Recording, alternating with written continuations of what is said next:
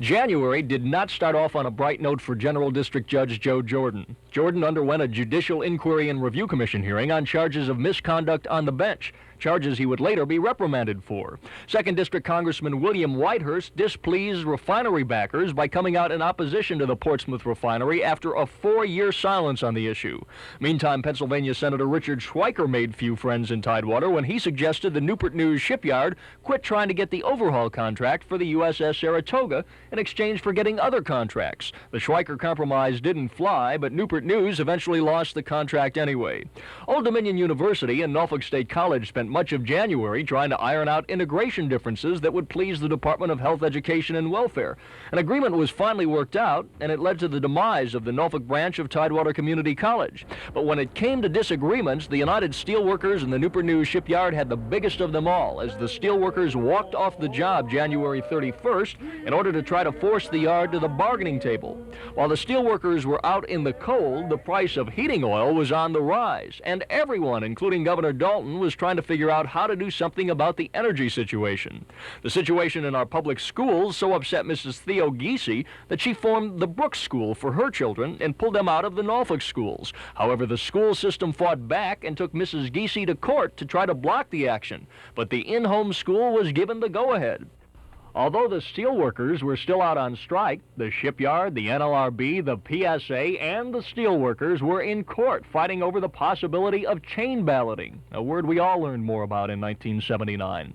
Meantime, at another shipyard in Portsmouth, the USS Kennedy was hit with a series of fires, and the Navy was trying to figure out how to deal with arson problems. Local law enforcement officials found one of the best ways to deal with crime problems was through undercover operations, and in April, Operation Ferret again successfully broke up several burglary rings in the area. By early spring, it was obvious that Newport News was not going to get the Saratoga contract, but Tidewater did get another visit from President Carter. It was for R&R as he did some fishing off Pete Decker's boat. Security was tight for the president, but not as tight at VEPCO's Surrey nuclear power plant as 2 employees sabotaged nuclear fuel rods to prove their point. Meantime, Portsmouth Marine Terminals was having security problems of its own with dangerous spent nuclear fuel. Security was tightened at both facilities. And speaking of tightening, that's exactly what happened to our gas supply, which spelled trouble for the local tourist industry. Some local people became tourists of sort, flying from Norfolk to Newport News to cash in on the United half-off coupons, while Joe Jordan got a slap on the hand from the Judicial Inquiry and Review Commission for misconduct. Asbestos-caused cancer settlement meant big bucks for some, but they all said the suffering wasn't worth it. But that's only half the story.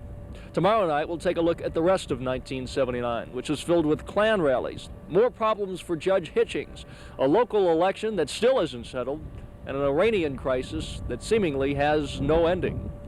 Mike Deason, Area 10 Eyewitness News.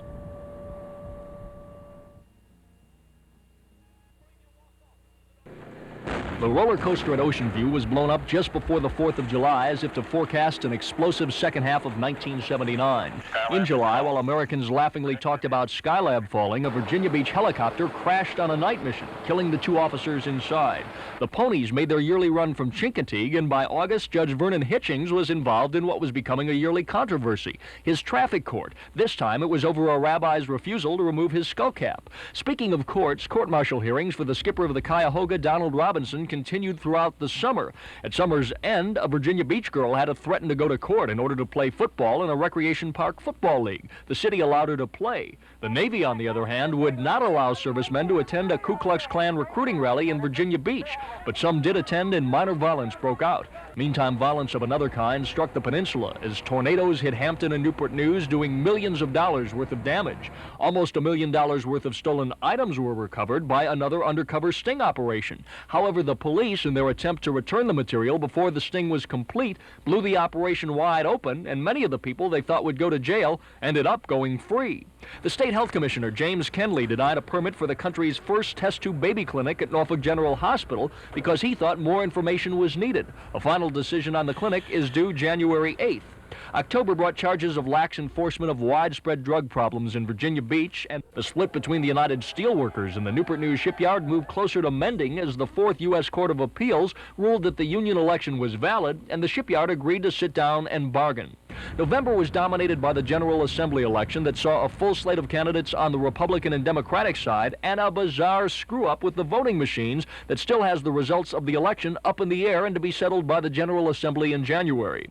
One problem that no one knows when will be settled is the Iranian takeover of the American embassy. And as the year came to a close, Tidewater's thoughts were turned towards Iran.